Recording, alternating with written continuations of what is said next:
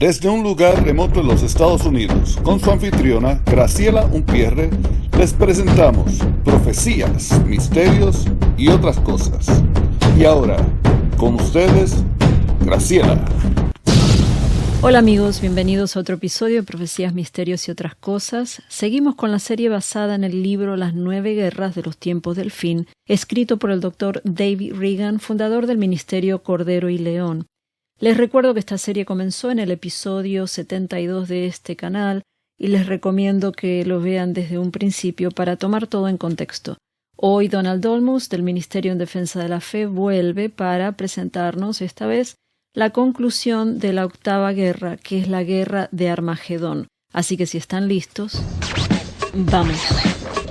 Hola Donald, bienvenido a Profecías, Misterios y otras cosas. Llegó el momento esperado para seguir hablando de la batalla de Armagedón. En el programa anterior me llamaron la atención varias cosas que el Dr. Reagan le llama al Valle de Armagedón, un valle bañado en sangre, y cuando vemos todas las guerras que sucedieron ahí, ¡wow! Es increíble que en realidad sí hay sangre de años ahí en ese valle. Y me llamó la atención también la cantidad de guerras o batallas que se libraron o se pelearon en Armagedón. Así que estoy totalmente entusiasmada de ver qué es lo que nos traes hoy. Bienvenido. Gracias por compartir toda esta información que es tan importante para estos tiempos que estamos viviendo, porque sabemos que Jesús está a la vuelta de la esquina. Así que dale nomás.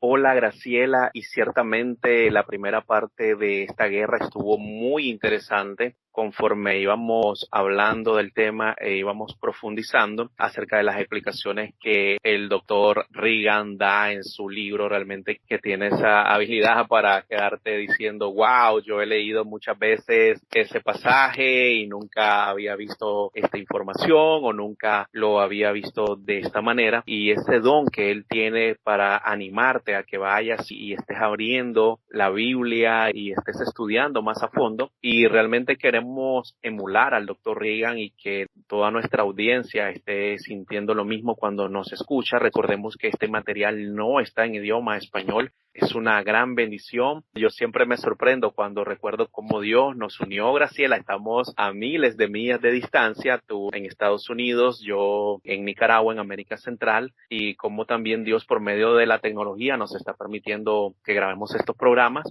Y realmente, si tan solo un alma de toda nuestra audiencia que no conoce al Señor es salva por medio de estos programas, todos nuestros esfuerzos habrán valido totalmente la pena. Entonces vamos a seguir profundizando, pónganse sus snorkels, lleven su tanque porque vamos a bucear, y recordemos que en el programa anterior el doctor Reagan estuvo analizando el pasaje de Joel capítulo 3 acerca del Valle de la Decisión, y ahora vamos a ver lo que él dice acerca del relato de Zacarías acerca de esta guerra del tiempo del fin.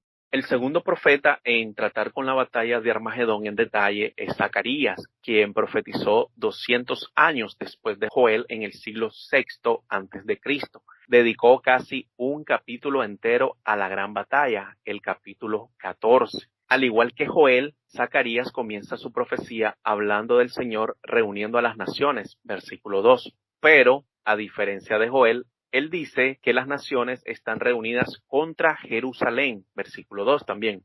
Creo que esta es una referencia al anticristo y sus ejércitos atacando a un remanente judío que ha regresado a una parte de la ciudad de Jerusalén después del ataque inicial del anticristo contra ellos a la mitad de la tribulación, un ataque que llevó a un gran grupo a Jordania. Ya hablamos acerca de esto en un programa anterior. Recomiendo que vayan al canal de Graciela, busquen el archivo y vean ese programa, la guerra del anticristo, la guerra convencional del anticristo o la guerra del anticristo contra los judíos, para que puedan tener una mayor idea acerca de esto que está hablando aquí el doctor Reagan. Continúo. Además, creo que este ataque probablemente ocurra después de que el anticristo haya completado su guerra los países rebeldes del Medio Oriente.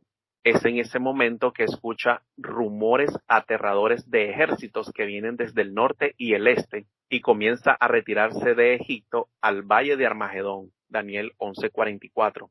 Es mientras se dirige a ese sitio que creo que se detendrá en Jerusalén y la pondrá bajo asedio. La mitad de la ciudad es conquistada, Zacarías 14:2, antes de que el anticristo mueva la mayor parte de su ejército al valle de Armagedón para enfrentar a los ejércitos rebeldes que han cruzado el río Éufrates en su camino, Daniel 11:45 y Apocalipsis 16:12. Mientras se reúnen en el valle de Armagedón y Jerusalén todavía está bajo ataque por los soldados dejados por el anticristo, el Mesías, Yeshua, aparecerá repentinamente en el Monte de los Olivos, causando un gran terremoto. Zacarías 14, versículos 4 y 5. Una revelación nueva y muy emocionante aparece en el versículo 5, donde se nos dice que todos los santos del Señor vendrán con él. Sabemos por la descripción del apóstol Juan del mismo día en Apocalipsis 19 que los santos serán más que ángeles. También incluirá a todos los creyentes glorificados que fueron llevados al cielo en el arrebatamiento de la iglesia. Veremos la evidencia de esto cuando echemos un vistazo al pasaje de Apocalipsis en detalle en la página 124. Recordemos que estamos aquí leyendo un libro escrito por el doctor Reagan. Al igual que Joel, Zacarías deja claro que está hablando de la segunda venida cuando menciona que el día será oscuro porque las luminarias, es decir, el sol, la luna y las estrellas, se oscurecerán, versículo 6. Zacarías luego hace una proclamación que debería ser muy convincente para los amilenialistas que niegan que Jesús alguna vez regresará a la tierra para reinar durante 1000 años. Él dice que el día que el Señor regrese, Yahvé será rey sobre toda la tierra, versículo 9. Una observación rápida. Recordemos que los amilenialistas son aquellos que afirman de que el milenio, descrito en Apocalipsis 20, no es algo literal, es algo simbólico y es un periodo de tiempo que la iglesia ha estado viviendo desde la cruz hasta esta época y por lo tanto ellos también dicen, a veces de manera confusa, porque hay unos amilenialistas que dicen que ya estamos en el milenio, hay otros que dicen que ya estamos en la tribulación y la postura principal del amilenialismo es negar que Jesús va a reinar física y literalmente desde Jerusalén durante 1000 años. Cabe señalar también que esta es la postura de la Iglesia Católica Romana y que esta postura fue ampliamente difundida o promovida por Agustín de Hipona en su libro La ciudad de Dios. Así que pueden investigar más acerca de este tema. Zacarías también revela cómo el Mesías triunfará sobre todos los ejércitos reunidos en Armagedón y Jerusalén. Y lo que tiene que decir es muy dramático. Dice que el Señor hablará una plaga sobrenatural, matará instantáneamente a todos los ejércitos. Específicamente, dice que su carne, ojos y lenguas se pudrirán en sus bocas. Versículo 12. ¿Es esto posible? ¡Claro! Este es, después de todo, aquel que habló el universo y toda la vida a la existencia. Es decir, que por medio de la palabra de Jesús todas las cosas fueron creadas y por supuesto que Él podría aniquilar el universo, el mundo y a todos los seres humanos así con tan solo un chasquido de sus dedos. Esta revelación explica algo que el apóstol Pablo dice en la segunda carta a los Tesalonicenses, capítulo 2 y verso 8, acerca de cómo el anticristo llegará a su fin. Él escribió que el inicuo será muerto por el aliento de la boca del Señor. Esto significa que realmente no habrá ninguna batalla de Armagedón, entre comillas. Jesús no va a enviar un ejército propio para luchar contra el anticristo y todos los ejércitos reunidos en Jerusalén y en el valle de Armagedón. No, simplemente pronunciará una orden sobrenatural y la batalla, entre comillas, habrá terminado. Hablemos ahora acerca de los ejércitos invasores. Los ejércitos del anticristo y las naciones rebeldes del mundo son atraídos a lo que un autor llama la trampa de Dios. ¿Quiénes son los ejércitos del oriente y del norte que causan tanta preocupación al anticristo, como ya vimos en Daniel 11:44? Los ejércitos del norte nunca son identificados. Los ejércitos del oriente parecen ser de Asia, posiblemente China e India, además de otros. Los ejércitos del oriente se mencionan nuevamente en Apocalipsis 16:12, donde se nos dice que el sexto juicio de la copa que Dios derramará cerca del final de la tribulación resultará en que el río Éufrates se va a secar, lo que permitirá que los reyes del oriente entren al Medio Oriente. Algunos han tomado la posición de que los reyes del oriente constituirán el ejército de 200 millones que se presenta como el sexto juicio de la trompeta, un ejército que matará a 1/3 de los que todavía están vivos en la tierra en ese momento. Apocalipsis 9, del versículo 13 al 15. No se menciona que este ejército es del oriente, pero esa es una suposición razonable, ya que implica que cuando se toque el sexto juicio de las trompetas, el resultado serán 4 ángeles que harán posible que el ejército masivo cruce el río Éufrates. Apocalipsis 9, desde el versículo 13 al 16. Personalmente, dudo que estos dos pasajes en Apocalipsis 9 y 16 estén hablando del mismo ejército. El ejército de 200 millones en Apocalipsis 9 se describe en detalle y se presenta como un ejército sobrenatural de demonios. Por ejemplo, se describe que los jinetes tienen corazas del color del fuego y el azufre, y los caballos que montan tienen cabezas como leones, y fuego y humo salen de la boca de los caballos. Apocalipsis 9:17. Además, no sería posible que un ejército natural tan grande se sostuviera logísticamente en una marcha a través de Eurasia. Yo diría, por lo tanto, sigue diciendo el Dr. Reagan, que los ejércitos del Oriente, que Daniel imagina marchando hacia el Medio Oriente y que causan tanta preocupación al anticristo, se están rebelando contra su reinado y están en camino para luchar contra él. Veamos ahora la descripción de Apocalipsis. La tercera y última descripción detallada de la batalla de Armagedón está contenida en Apocalipsis 19.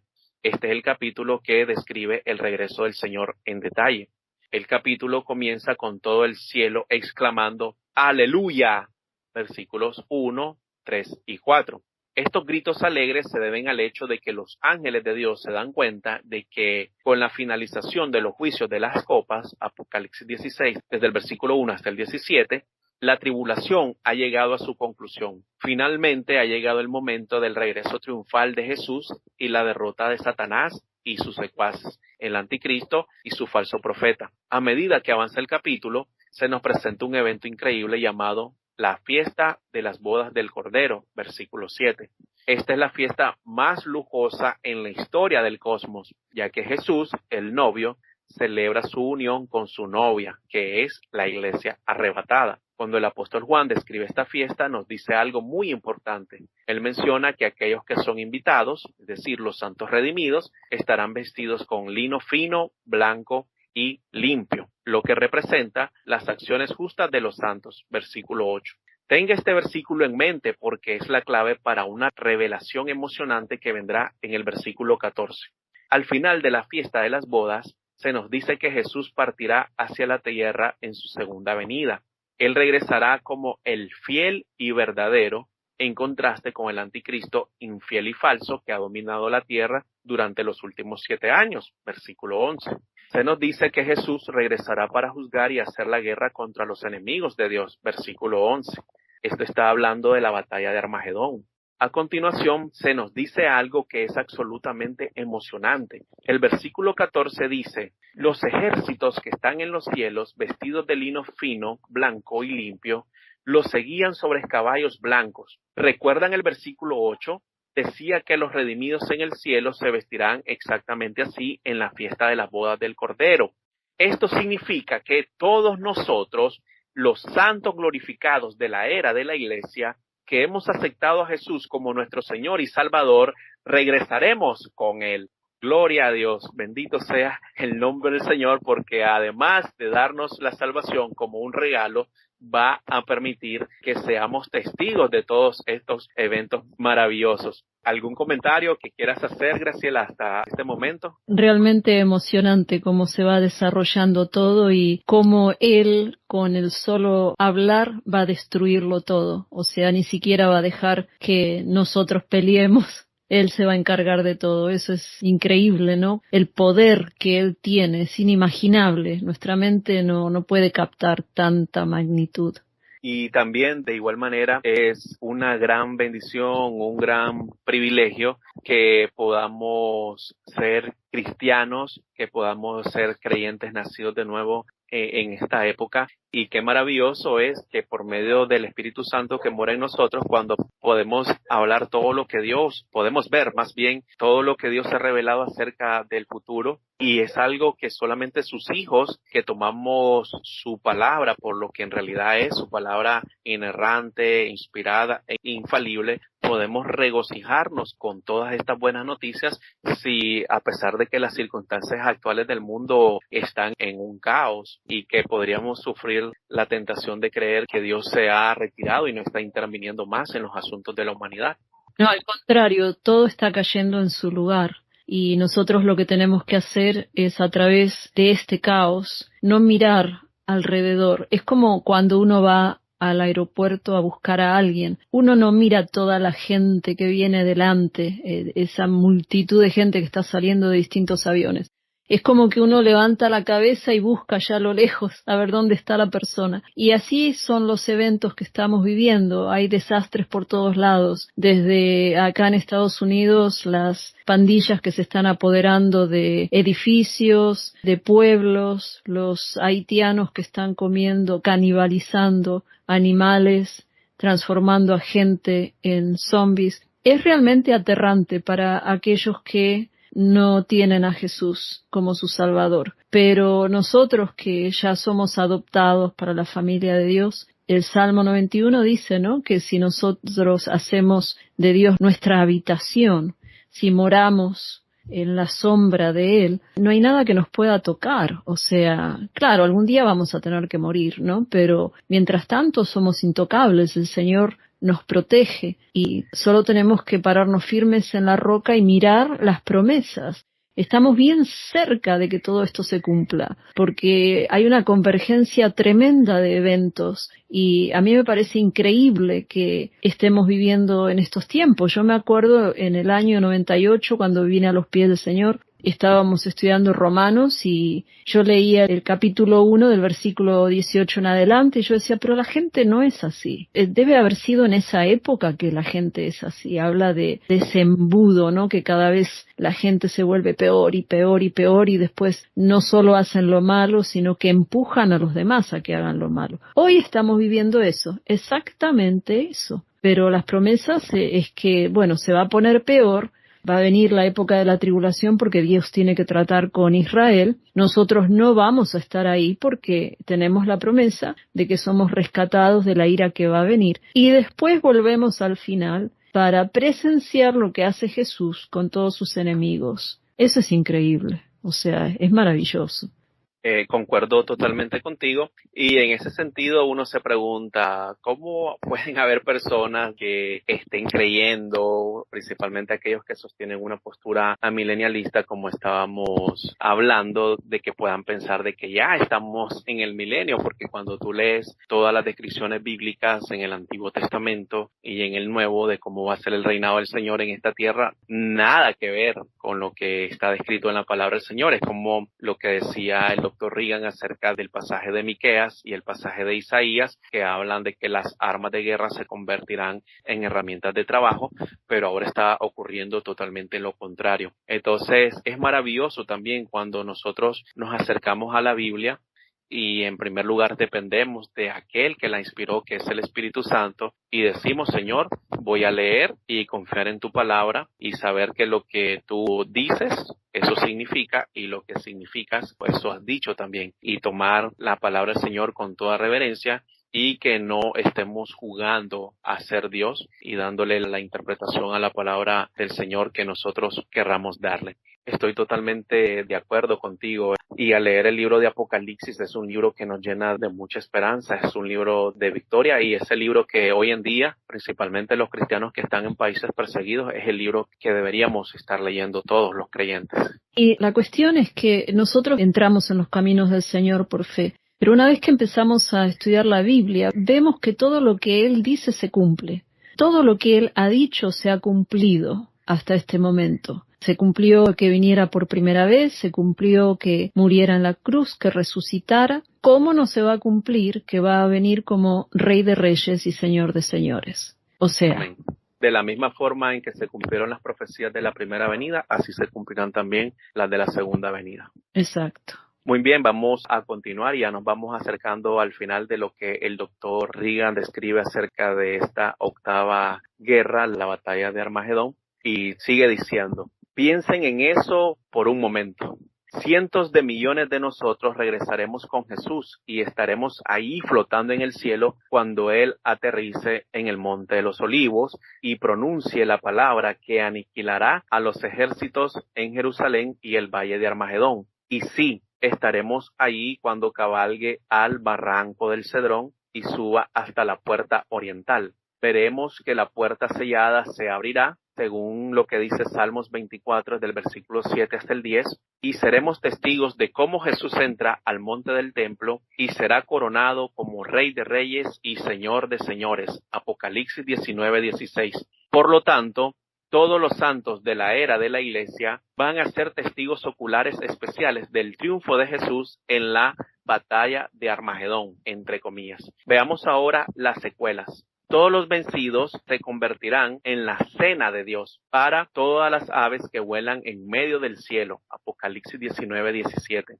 El anticristo y el falso profeta serán capturados y arrojados vivos al lago de fuego, que es el infierno. Versículo 20. Y Satanás será encarcelado en un lugar especial llamado el abismo, donde estará atado por 1000 años. Apocalipsis 20, del versículo 1 hasta el 3. Otra maravillosa consecuencia de la batalla de Armagedón es que concluirá con la salvación de un gran remanente del pueblo judío. Como expliqué anteriormente, uno de los principales propósitos de la tribulación es poner al pueblo judío bajo una persecución tan severa que llegue al final de sí mismo y finalmente acepte a Yeshua, Jesús, como su Mesías. Isaías lo explica de esta manera. Cuando la tierra experimenta tus juicios, los habitantes del mundo aprenden justicia. Isaías 26:9. Conclusión. Mirando hacia atrás en Apocalipsis 19, debo señalar la diferencia entre las dos fiestas representadas en ese capítulo. ¡Qué contraste! En la gloriosa fiesta de las bodas del Cordero, los redimidos son los invitados bendecidos especiales. Versículo 9. En la cena de Dios, los enemigos de Dios son la comida. Versículos 17 y 18. ¿Qué fiesta será la suya? Ahora le voy a pedir a Graciela que por favor lea Apocalipsis 19 desde el versículo 7 al 9 para concluir con este programa. Muy bien, Nueva Biblia de las Américas dice así: regocijémonos y alegrémonos, y démosle a Él la gloria, porque las bodas del Cordero han llegado y su esposa se ha preparado. Y a ella le fue concedido vestirse de lino fino, resplandeciente y limpio, porque las acciones justas de los santos son el lino fino. El ángel me dijo, escribe, bienaventurados los que están invitados a la cena de las bodas del Cordero. También me dijo, estas son palabras verdaderas de Dios. Amén. Hasta aquí entonces, Graciela, la octava guerra, y llamémosla, entre comillas, la batalla de Armagedón. Espero que haya captado el interés de nuestra audiencia, que los motive a investigar más en la palabra del Señor y que también los anime a estudiar, a leer y a guardar las palabras que están contenidas en este último libro de la Biblia, como es la revelación de Jesucristo. Wow, tremendo, muy buena información. Y bueno, entonces seguimos en el programa siguiente con la segunda guerra de Gog y Magog de Apocalipsis 20. Así que gracias, Donald, una vez más, y Maranata. Ven, Señor Jesús. Amén. No se olviden de suscribirse al canal y apretar la campanita, así les avisarán cada vez que se publique un nuevo episodio. Esto fue Profecías, Misterios y otras cosas, cosas que no se predican del púlpito. Introducción, Edgar Umpierre, música por cortesía de Doug Maxwell Media Right Productions y Silent Partner. Nos vemos en la próxima, al menos que nuestra redención ya haya llegado, porque estamos muy cerca. Dios les bendiga.